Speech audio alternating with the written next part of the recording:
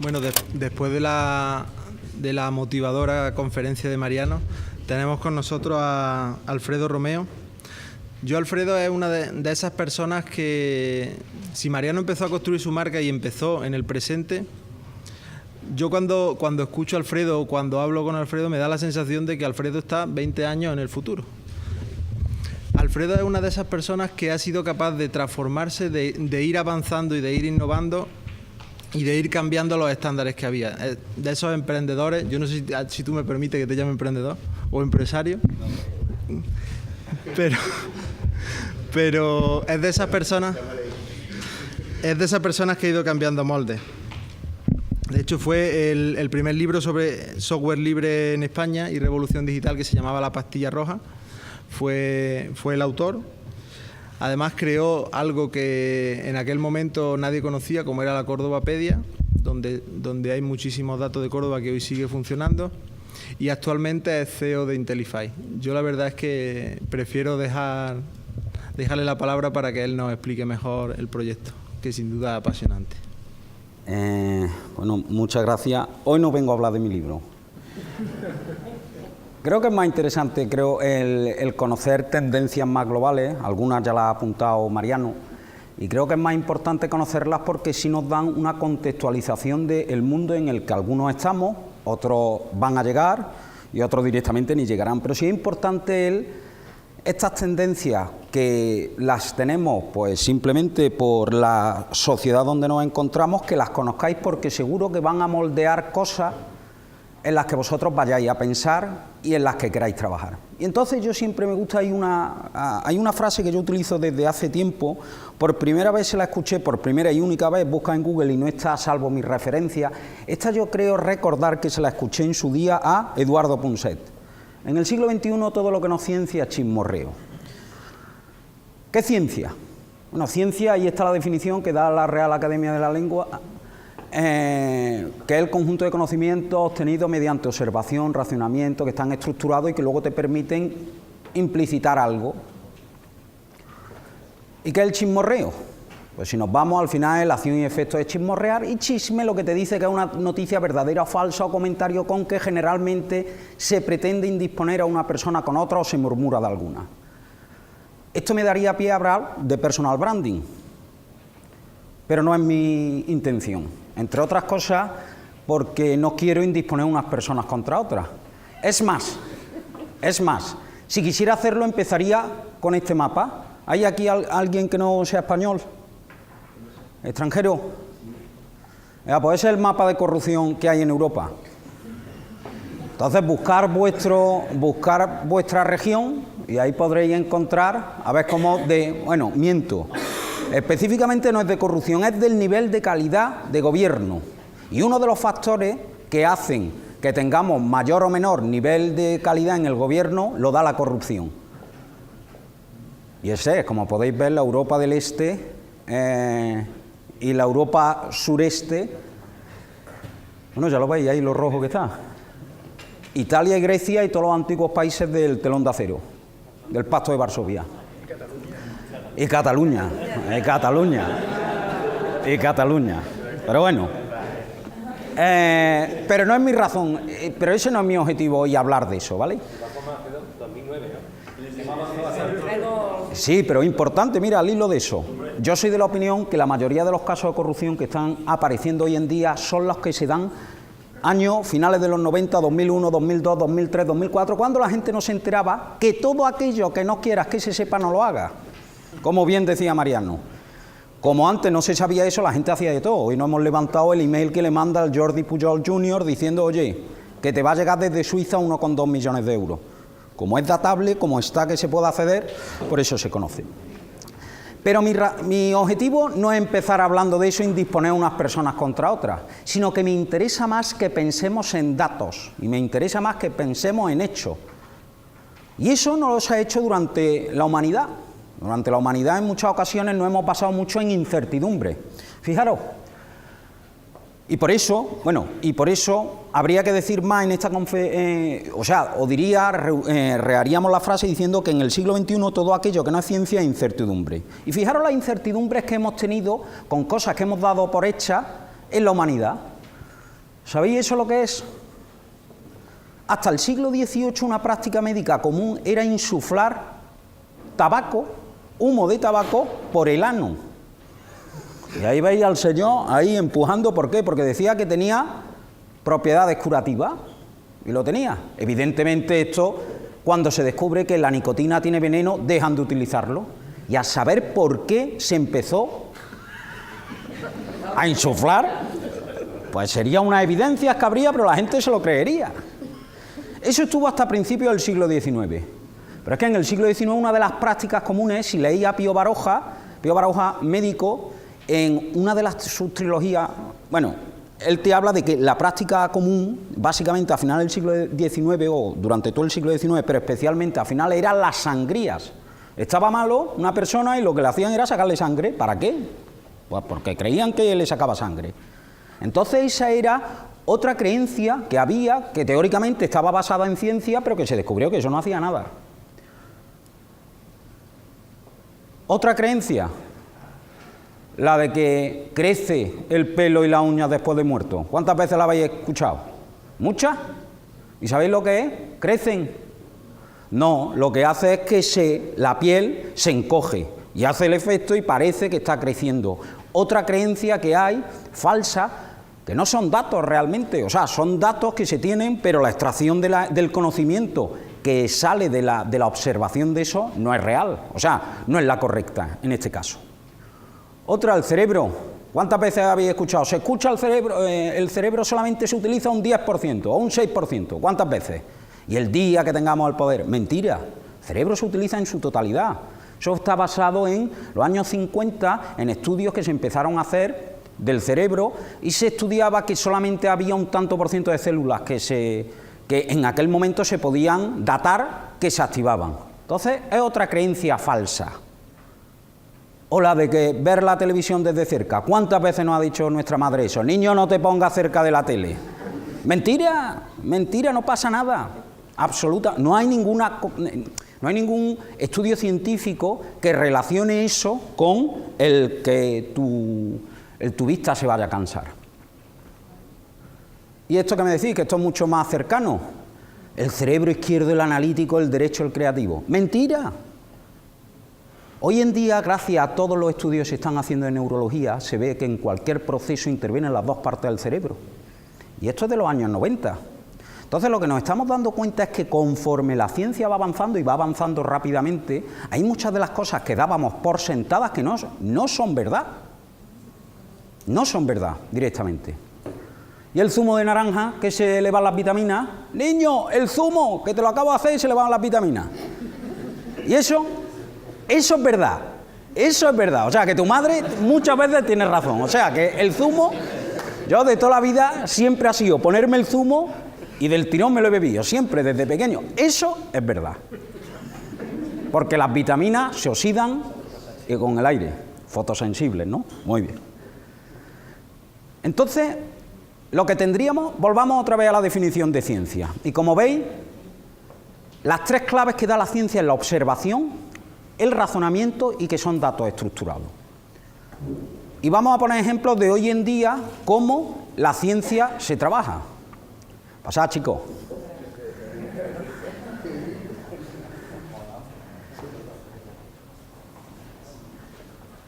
Ejemplo de ciencia. Es una consulta médica y ahí lo que vemos es a una doctora hablando con un paciente y está empleando una técnica que se llama de anamnesis. Y eso lo que es básicamente que tú coges a tu paciente y le empiezas a preguntar sobre todo aquello que el contexto donde se ha producido esa enfermedad. Tú, por ejemplo, cuando vas al médico te pregunta, bueno, tú me duele el corazón o me duele el pecho, ¿vale? Y te empieza a preguntar, ¿haces deporte? ¿Fuma? Y te intenta estudiar cuál es el contexto donde se sitúa eso. Entonces, ¿qué es lo que está intentando? Está observando. Y por eso está intentando observar para recopilar datos, para tomar una decisión y hacer un diagnóstico correcto. Otro ejemplo, esta es una empresa que yo monté de coches eléctricos. ¿Y sabéis cómo yo observaba el número de personas que había? Pues clicando y contando, no tenía otra manera de hacerlo. Pero veis, tanto como el proceso de anamnesis como este, son procesos manuales, son personales. No interviene ninguna estructuración de datos ni una recopilación para nada automatizada. ¿O los patios? Tampoco sabemos, por ejemplo, en el caso de los patios, si hasta hace 2 años hubiera preguntado ¿de dónde viene la gente a los patios? Bueno, pues han hecho encuestas y demás, ¿veis? La encuesta es otra de las maneras de recopilar esos datos que necesitamos para esa ciencia. O si nos vamos a otro ejemplo, si nos vamos al EGM, ¿sabéis lo que es el EGM? El Estudio General de Medios, que lo que hace es, en base a encuestas, lo que intenta es definir o intenta aproximar cuánto es el número de personas, de radioyentes que hay. Y este, por ejemplo, en la radio, este es la última oleada, es un estudio bastante criticado, y con razón desde mi punto de vista, es lo que te dice, hay una serie de encuestas que se hace a múltiples personas, a miles de personas en este caso, y de ahí intentan derivar cuál es el número de personas que escuchan la radio y la radio qué radio escuchan. Bueno, pues bien, quedaros con ese dato, la caída del 3,7%. Pero todo eso se hacía en un entorno que es diferente, era diferente. Pero hoy en día el mundo que tenemos es radicalmente nuevo. Pero cuando digo radicalmente nuevo es, lo decía antes Mariano, lo apuntaba Mariano, es radicalmente nuevo. ¿Y por qué radicalmente nuevo? Y a mí siempre me gusta dar 6-7 claves. La primera, poder de computación, cada vez tenemos mayor capacidad de computación, en nuestros ordenadores podemos procesar muchos más datos, tenemos tecnología que cada vez es más accesible, eso es un pequeño PC que vale 24 o 25 euros, y es así de pequeño, y lo puedes comprar. Tenemos tecnologías libres a nuestra disposición, tecnología que no tenemos por qué pedir permiso a nadie para utilizarla, tenemos cantidad de datos a los cuales tenemos acceso porque tenemos estándares de interoperabilidad que nos permiten recopilar datos de terceros sin tener que pedir tampoco permiso. Entramos en Google y podemos hacer un how-to de lo que queramos. Quiero lanzar un satélite a la Luna. Bueno, en este caso a la Luna no, pero sí a la Tierra, y perfectamente tiene el paso a paso de cómo hacerlo. O podemos estar interconectados perfectamente gracias a redes como Facebook, o podemos recibir en tiempo real no, con 14 minutos de diferencia, de Marte. Esta es una foto de Marte enviada por el Curiosity. Entonces tenemos tecnología que cada vez es más miniaturizada. Cuando tú coges todo eso y lo mezclas, el mundo que nos da es radicalmente nuevo, entero, por entero.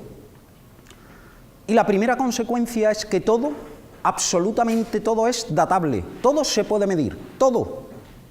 Y ahí eso nos da un elenco de posibilidades enormes en los cuales nos están configurando la sociedad de hoy en día. Por ese hecho, porque todo es datable. Volvamos a la definición de ciencia. Y ahora pongamos la ciencia tradicional, o sea, la ciencia como se ha venido trabajando, y ahora pongámoslo en contexto con lo que tenemos hoy en día. Si nos vamos a ¿la observación qué es? Es recopilar datos. Pues ya tenemos los sensores. Tenemos sensores de todo tipo y lo tenemos a nuestro alcance. Y encima de esos sensores toman los datos de manera mejor, de manera automatizada, de manera continua, y te los envían esos datos sin que tú tengas que hacer nada. La observación no puede ser la misma, ¿a que no? Fijaros si cambia la recopilación de información y la recopilación de datos. Pero esos datos vienen de muchos ámbitos. La primera, y os voy a poner un ejemplo de decir, bueno, es que la toma de información como es, sensores, bueno, no todos tenemos sensores. Bueno, una recopilación de datos que hay muy importante a través del uso de las tarjetas de crédito que se hacen. Esos datos que están entrando en un sistema de información. Si yo estoy utilizando mi tarjeta y pago en ese establecimiento, en ese, si esos datos se estructuraran, sacaríamos mucha información. Pues esa es una manera de hoy en día recabar datos, el uso de tarjetas, por ejemplo. Otro ejemplo, cookies. ¿Sabéis lo que son las cookies? Las cookies que te hacen. Por cierto, darle a todas que sí, cuando esto ahora que te sale el mensajito ahora de cookies, le indicamos que esta web está utilizando cookies y demás, darle a todas que sí, porque no vale para nada decir que no. Entonces, o sea, si le das que sí, no tengáis miedo en la privacidad, tonterías, son más problemas, todo eso es los típicos problemas burocráticos que te mete un burócrata que en su vida ha creado una página web y no sabe los problemas que te dan el intentar implementar una ley de ese tipo. Pero independientemente de eso, Las cookies son otra manera de recopilar información, en este caso personal. Otra manera de recopilar información es cuando tú introduces y quieres buscar algo en Google, pues eso, el hecho de que tú estás buscando, una persona esté buscando información, ya otra manera de recopilar información de esa persona y de su interés. Si yo entro en Google y meto, pues no sé, cómo mandar un satélite a la Tierra o cómo enviarlo, es una información, un dato que le está entrando al sistema de información de Google como tal. Es otra manera de observar la realidad. O ese, ahí pongo dos de nuestros dispositivos. Tenemos unos dos dispositivos en nuestra empresa. Nuestra empresa nos dedicamos mucho a datar cosas, datar, interpretarlas y luego para extraer conocimiento de las mismas. Pues eso lo que hacemos son unas cajitas que tenemos y lo que nos permite es saber cuántas personas pasan por un entorno sin tener que hacer nada. Es otra manera de recopilar datos. Y este es un sensor que, buscando algún ejemplo de este tipo, un sensor, no recuerdo de qué universidad, pero que ya ese directamente te da las reacciones que hay en el cerebro ante determinadas cuestiones que pasen en el corazón. Y te está dando input de las dos cosas, tanto del cerebro como del corazón en tiempo real, sin que tengas que hacer nada, no tienes que observar nada. Y aquí es donde entra, fijaros, gran parte del cambio radical que hay, porque tú puedes tener muchos datos y los puedes tener recopilados, pero cuando tú empiezas a estructurar esos datos y haces una cosa que se llama el machine learning, es decir, tú empiezas a intentar extractar patrones que hay en los datos que has venido recopilando, que son patrones que no están, las personas no tenemos la capacidad de verlo. ¿Por qué? Porque son millones de datos y una persona no es capaz de entender millones de datos y sacar un patrón. Pero las máquinas hoy en día sí. El mundo cambia por completo. Pero cambia por completo y ahora vamos a ver algún que otro ejemplo. Y lo primero que hay es que empieza a emerger conocimiento oculto que no se tenía, que no estaba, digamos, al alcance del ojo humano ni del cerebro, pero que hoy en día tenemos eso catalizado gracias a los sistemas de información y especialmente a la inteligencia, a los algoritmos que existen en todo ese tipo de servidores que permiten hallar patrones, predecir, que hacen que esa emergencia de conocimiento oculto emerja y nos encontremos con que la sociedad es muy diferente o que hay en determinados aspectos de la sociedad, hay cosas que empezamos a descubrir que no eran ni siquiera predecibles y ni siquiera imaginables. Vamos a poner algún que otro ejemplo. Mirad, os ponía el ejemplo de las tarjetas de crédito. ¿Sabéis lo que es eso? Eso es un mapa del BBVA con datos anonimizados, pero lo que te dicen es que en Madrid, en función del color, ¿cuál es la media de gasto en esa calle? Entonces tú vas, por ejemplo, ahí está el Retiro, coge Velázquez. Pues Velázquez será verde. Pues lo que te dice es que en Velázquez la media de gasto en esa calle es de, no sé lo que pondrá, imaginaros, 30 euros. Pero es que en la calle de al lado es de 20. Fijaros qué información, no saca de buena primera. La información que antes la única que podía hacer era llegar a mano una encuesta, lo veíamos antes y preguntaba, oiga, ¿usted cuánto gasta? No, pero aquí, gracias a que hay un sistema de información por detrás, se van enviando los datos, se van compilando en tiempo real y es capaz de darte información de ese tipo. Eso es brutal. ¿Dónde quedan los estudios de mercado ya con eso? Eso es una información que tiene el BBVA. ¿Y tú? Bueno, yo tengo otro tipo de información. Yo tengo otro tipo de información. Pero eso lo que te da es el que las aproximaciones que hay a los estudios de mercado y al intentar extractar conocimiento de nuestra realidad, las formas que tenemos de hacerlo o de cómo lo hemos venido haciendo han quedado en la mayoría de los casos obsoletas. Otro ejemplo. ¿Sabéis lo que es esto? Y permitirme, vamos, no lo saco por morbo. ¿Cuáles son las búsquedas en páginas web pornográficas en Estados Unidos? Y lo que te están diciendo es que a la izquierda, ¿cuáles son las búsquedas más nacionales y luego las que son más específicas? Pues eso es lo que te está dando una radiografía de cuáles son los intereses sexuales de los americanos. Y lo tenemos ahí. ¿Y eso cómo se hace? Pues gracias al análisis de los datos. Luego está en internet, al que tenga interés en verlo, ahí está la página. Luego se subirá, supongo. Pero ahí lo que tenemos es los gustos sexuales de la gente. Y encima, además, por estado.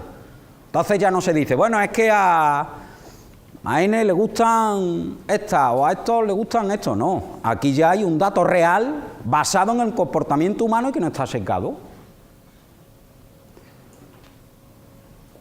Jicker.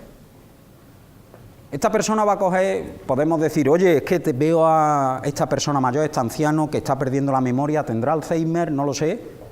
Bueno, pues ese es un ejemplo de un producto de GE, General Electric, que se llama Jicker, y lo que te hace es que gracias a sensores que tienen cada una de las habitaciones de una casa, lo que permite es extractar patrones de movimiento que, cuando salen de lo que siempre ocurre esa persona, pues una persona siempre es sumamente predecible, especialmente por la noche. Pues más o menos las personas se van más o menos a la cama a la misma hora, hacen las mismas cosas. Bueno, pues este sistema de información es capaz de avisarte cuando hay un cambio en el patrón. Entonces, en ese cambio en el patrón de comportamiento te avisa. Bueno, pues esa es una manera perfecta, sin tener que hacer nada, de detectar que una persona está saliendo de su patrón de conducta y que a esa persona le está ocurriendo algo. Los trastornos bipolares de los chavales, sobre todo de los adolescentes, su medición principal es cuando gente que se despierta mucho por la noche. Es un indicativo de trastorno bipolar. En el día que tengamos eso, ese comportamiento, no habrá nadie que tenga que preguntarte el médico, ¿usted se levanta por la noche? Pues yo no me acuerdo. O se le preguntan a la madre, ¿el niño se levanta por la noche? Pues no, pues lo mismo si se está levantando y no lo sabe. Pero ¿veis la diferencia entre una técnica tradicional y humana con una técnica de recopilación de datos automatizada? Y encima esa recopilación de datos automatizada es barata, procesada y bastante más perfecta que la que puede ser utilizando técnicas tradicionales de pregunta-respuesta. Otro ejemplo, en Intelify, si dijéramos, oye, ¿cuál es el mejor horario para abrir en la calle Cruz Conde? Entonces te diría la persona, el comerciante que lleva 30 años allí, bueno, es que los martes sabemos que no viene por aquí nadie históricamente, bli, bli, bla, bla.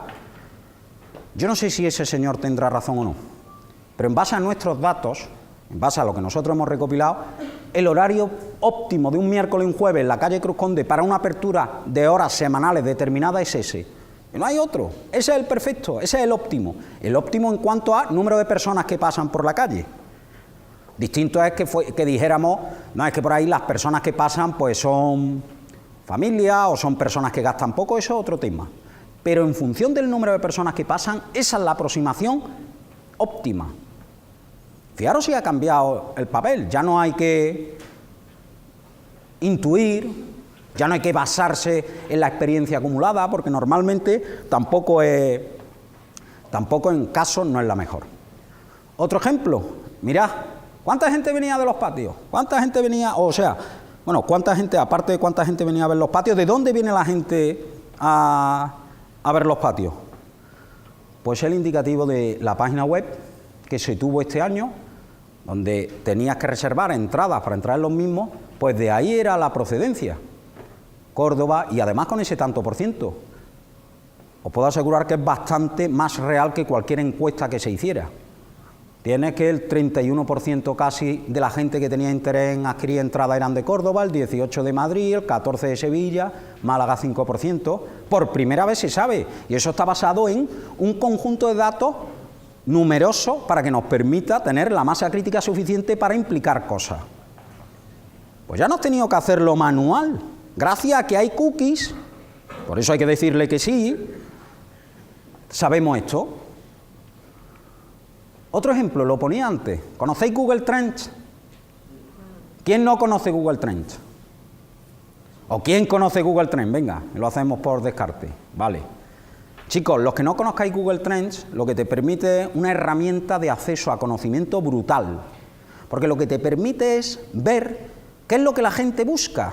Y la gente, cuando tú interpretas lo que la gente busca, lo que te está dando es información que hay inherente a la misma. Pues yo el ejemplo que hice anoche, cuando quería apoyar cuál era mi tesis, lo que hice buscar fue radio.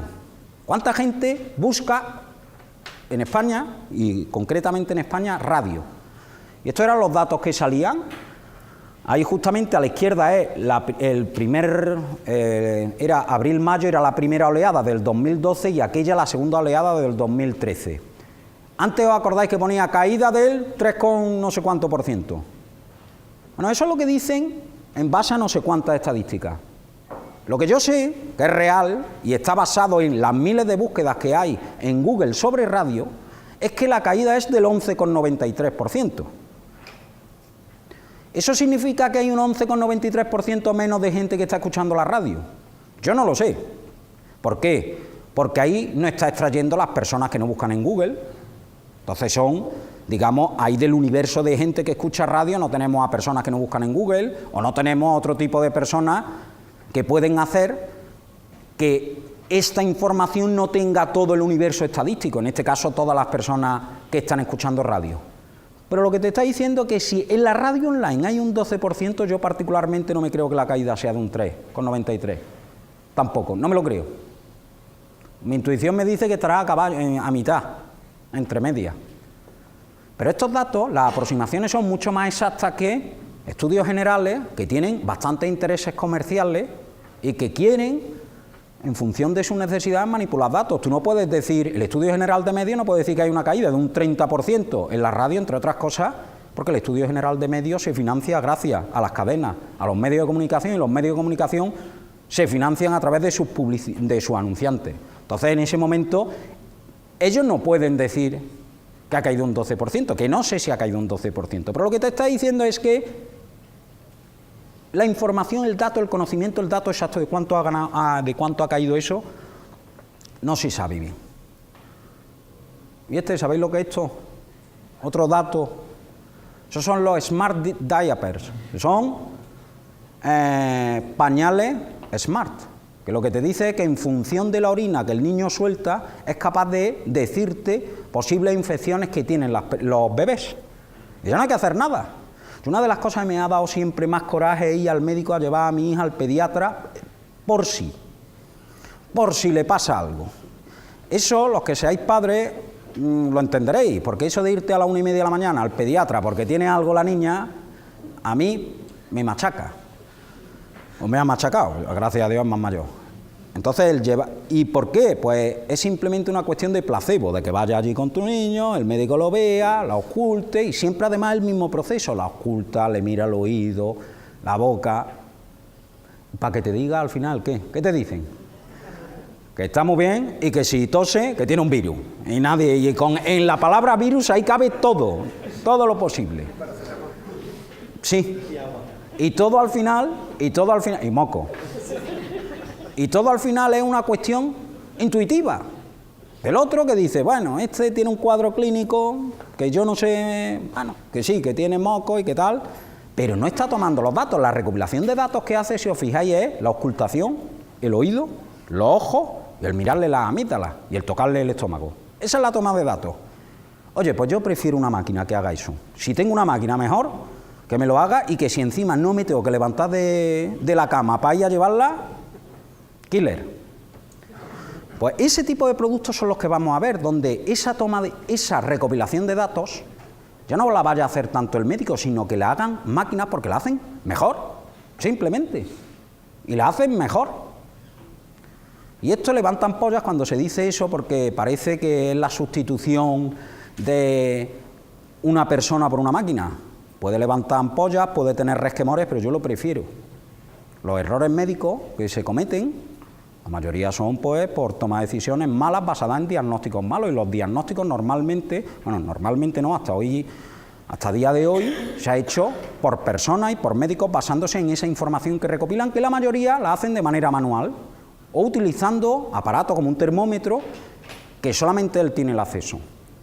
Pero hoy en día, gracias a que todos estamos conectados y cogemos esas 6-7 aspectos claves que os decía del poder de computación, de la interoperabilidad, de las comunicaciones, de las tecnologías libres y accesibles, si juntamos todas esas tendencias te permiten que tú en tiempo real puedas saber que ante un cuadro clínico de un bebé específico que no se conoce, que no puede llegar a conocer ese médico con esa toma de datos, pues lo que te permitiría saber que ese cuadro clínico automáticamente corresponde a una enfermedad rara, Eso un pediatra muy difícilmente lo podría conocer, pero gracias a que existen datos, al tomarse de manera automatizada, sí se puede conseguir. ¿Y el cerebro? ¿Sabéis lo que ha hecho? Las zonas de activación del cerebro en el amor. Eso es lo que se activa. ¿Veis? Y son esas partes. ¿Es datable el amor? ¿Se puede datar? ¿Se puede medir? Bueno, lo que se puede medir es una parte del cerebro. Distinto es que lo podamos saber interpretar de manera correcta. Pero que el dato del amor que existe, totalmente. Si estás enamorado se activan determinadas regiones del cerebro y es diferente el amor, por ejemplo, que puedes tener por tu pareja que el amor de madre, maternal o fraternal. No se activan las mismas regiones del cerebro. Por eso yo siempre digo que el ojo clínico, eso que dicen el ojo clínico, o la intuición, o la experiencia, o el sexto sentido, que está basado en todo aquello que hemos ido aprendiendo en nuestra vida y que va heredado en nuestros genes, todo eso es a los humanos lo que el machine learning va a ser a las máquinas. Y el machine learning a las máquinas es brutalmente mayor y exponencial que el de las personas. Y esto es una realidad y esto es un hecho. Es como lo de la crisis o los derechos adquiridos, que lo decía. Esto es lo que hay. Y si lo queremos, lo asumimos, y si no, te puedes pelear, pero eso es real. Watson, ¿sabéis lo que es eso? Ese es el programa Jeopardy. En Estados Unidos, en febrero del año 2011, hace ya 2 años y medio, echaron el Jeopardy, es como el saber y ganar español, pero allí en Estados Unidos. Y cogieron a los 2 mejores concursantes de toda la historia y los pusieron y jugaron contra Watson. Watson era el sistema de inteligencia artificial que tiene IBM. ¿Y quién ganó? Pues fijaros con qué diferencia ganó la máquina. Es lo que hay. Entonces, a la hora de captarte un cuadro clínico y de diagnosticar algo, ¿a quién vaya a preferir? Yo lo tengo claro. Pero insisto en este tema, es importante el que una cosa son los datos y otra cosa es que podamos hacer una correcta interpretación de los datos. Son temas diferentes. Pero por eso es importante el datar. Para mí es cualquier política que se haga, cualquiera, en una organización, en el país, en una ciudad, en una universidad, pasa por datar y medir y recopilar datos. ¿Por qué? Porque en esa recopilación de datos hay muchos patrones de comportamiento y de conocimiento que se encuentran inherentes ahí y que hasta que no los procese con algoritmos no va a conocer ese conocimiento que hay interior. Y voy a ir terminando poniendo esta otra manera de recopilar información. Google Glasses, las conocéis todos. Pero ahora pensar cuándo la información que vas recopilando, porque ahora mismo te dicen las cosas de ocio. Sí, que te vas a poner la gafa y vas andando por la calle y dices, hacer fotos, vale. Poner vídeo, vale. Enviar, vale. Pero cuando estés delante de tu pareja y te esté haciendo un análisis de voz en tiempo real, o un reconocimiento facial de cómo se están moviendo tus músculos y te esté diciendo si a esa persona le gusta o no. Mama. Entonces cuando esto es la guerra. Esto es la guerra. Ya veremos si eso ocurre. O sea, si eso ocurre. Eso va a ocurrir. La cuestión es, ¿cuándo va a ocurrir? No. Ya estamos no se puede prohibir. Pero eso va a llegar. Y esa información, una persona sabe si le gusta a otra, lo único que tienes que hacer es reconocerle cómo se van moviendo sus músculos de su cara. Lo que pasa es que el ojo no es capaz de entenderlo. El ojo, en este caso el cerebro, el ojo recopila el dato, pero no es capaz de entenderlo. Pero cuando tú tienes un catalizador como la máquina y te lo hace por ti, ¿ahora qué hacemos? Se van a dar las máscaras de todo tipo que se pongan, que posiblemente sea lo que intente evitar ese tipo de cosas. Pero eso es real. Mira, esto no es ciencia ficción. Hoy en día ya se hacen, en determinados call centers en Estados Unidos, se le pasan patrones de reconocimiento vocal para saber las personas si tienen ansiedad, si no, y enrutarla a determinados operadores. Eso está ocurriendo. Por eso, Datemos absolutamente todo y procesémoslo. Y de ahí la importancia que tiene hoy en día los programadores, los matemáticos, los ingenieros. Tienen una importancia brutal, porque ellos son los que van a desarrollar los algoritmos que interpreten eso. Por eso, lo que es importante, y así con esto termino, en el siglo XXI todo lo que no es ciencia es incertidumbre, hasta que lo hayamos procesado. En el momento que lo hayamos procesado, será ciencia. Y ya está, yo creo... Ya está.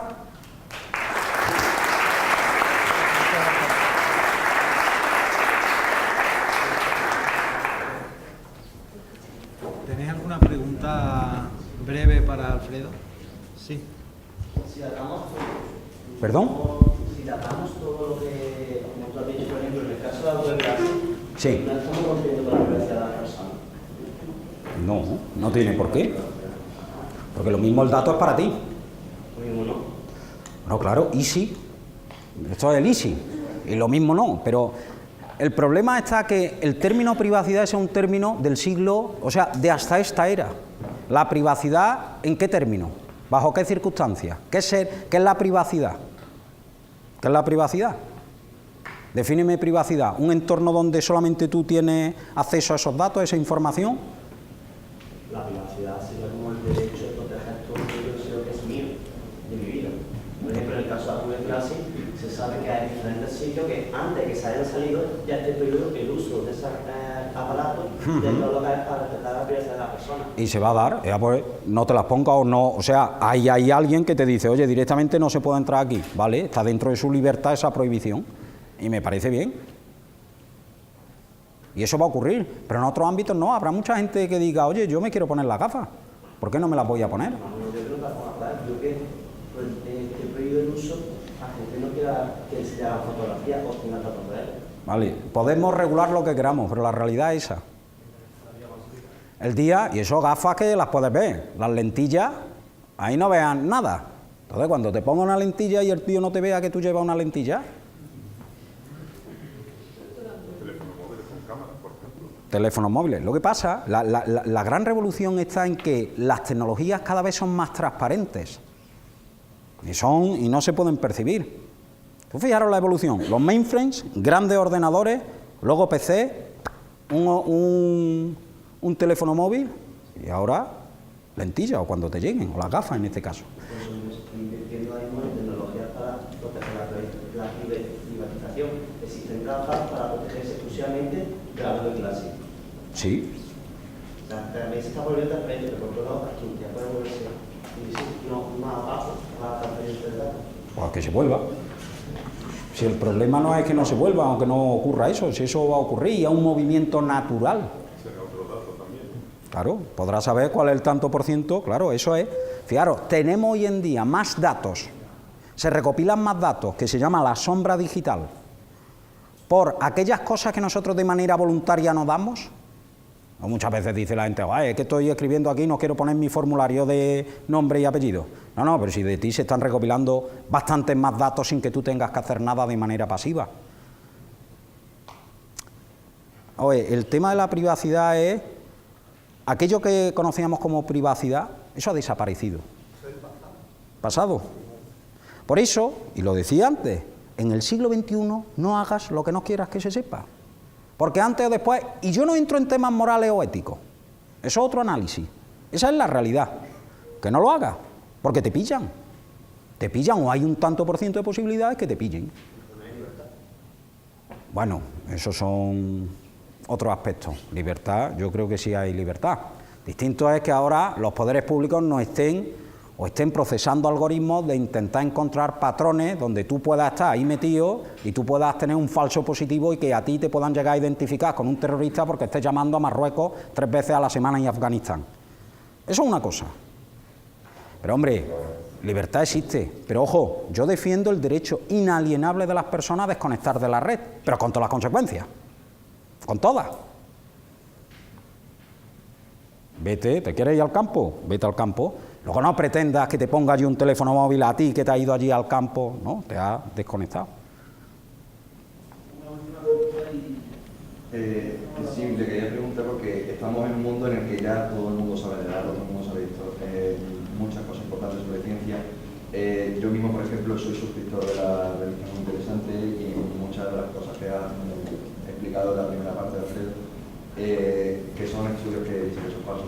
Como una persona, ya no solamente por el ámbito profesional, que necesita una gran cantidad de datos, como por ejemplo una ciudad con el Google Trends, ¿no? Google Trends, de tendencias, Trends. Vale, sino también ya como persona que quiera evolucionar adquiriendo datos significativos sobre estudios. Como una persona podría adquirir esos datos, pero de una forma verdadera, cierta, y eliminando todo lo que son conocimientos como un poco podridos o un poco lo que sea como costumbre, comparando muchísimos datos. Joder, no lo sé yo a la hora de buscar hechos concretos y que no sean... intento buscar lo que puede ser cualquier búsqueda que puedas tener en Google y luego Google Trends. Google Trends te da un comportamiento bastante certero de la sociedad. Google Trends está cogiendo una masa crítica en España. ¿Cuántos millones de internautas hay? ¿20 millones? 20, sí, la mitad de la población, 22, 23 millones. Esos 22, 23 millones, el 98% utiliza Google. Tú fíjate ahí la muestra que tiene. Entonces, para datos sobre todo de comportamiento, sí desde mi punto de vista, los mejores en Google Trends. El otro tipo de hecho, blogs con gente de referencia que te enlace cosas, pero yendo luego... Es que tampoco hay muchas cosas que creemos que son así, pero no se saben. Cerebro, el siglo XXI es del cerebro. Y de que vamos a conocer bien cómo funciona el cerebro y cómo nosotros actuamos. Hay un dato que ponía ahí que es reality mining, no sé si lo habéis visto, que es la minería de datos aplicada al comportamiento humano. Los humanos somos altamente predecibles. En el momento que todas esas cosas los vayamos datando y los vayamos procesando, vamos a descubrir muchas cosas de la sociedad y de nuestro comportamiento, a pesar de que Miguel dice que no, hemos tenido, tú siempre dices que no somos predecibles. Él estará en ese 10% de personas que no sean predecibles, pero el 90% restante somos fácilmente predecibles. No sé, tenía una pregunta. Bueno, nos conocemos hace años y digamos que lo que él cuenta yo lo entiendo porque esto es como haberlo escuchado por fascículos, entonces yo ya estoy así. Para alguien que está afuera, de repente escuchar esto, me pongo yo en lugar de muchos de ellos, le puede parecer como engaño, ¿no? En una jornada de internacionalización, de Erasmus, yo sé, digamos, el alcance de lo que tú estás contando y el motivo por el cual tú estás contando esto. Por ejemplo, ya lo has contado, herramientas para nuestro trabajo, para averiguar tendencias, oportunidades de empleo, oportunidades de dónde han hecho el mercado, Google. En nuestro trabajo, eres veterinario, de repente puedes tener un conocimiento de una información de lo que hay en internet, de qué es lo que, quién está comprando caballos, quién está, por ejemplo, ¿no? Es decir, ver qué países de repente son más dinámicos en una serie de actividades que tienen relación con su estudio, claro, etcétera, ¿no? Es decir, como eso, seguramente haya más ejemplos quizás que ellos pueden aprovechar, ¿no? Claro, en Google Trends, caso específico, el caso, por ejemplo, que has puesto de caballos, tú puedes buscar cuánta gente está buscando horses en Estados Unidos y cuál es la tendencia, si va para arriba o va para abajo, por estados, por ciudades. Y lo comparas ahora o te vas a Europa y dices, venga, vamos a ver caballo, cada una de las palabras, caballo o enfermedad caballo, ¿dónde se están buscando? Y te coges la traducción, Alemania, Francia, Inglaterra, Portugal, los comparas, tienes hasta 6 para comparar a la vez, les das a buscar y te dice cuál es la tendencia que está ocurriendo. ¿Ves? Y es una emergencia de conocimiento brutal. Pero por eso son datos, no son estimaciones, no están basados en muestreos. Ojo, que los muestreos en muchas ocasiones aproximan bastante a la realidad en determinados ámbitos, pero esto aproxima muchísimo más a la realidad.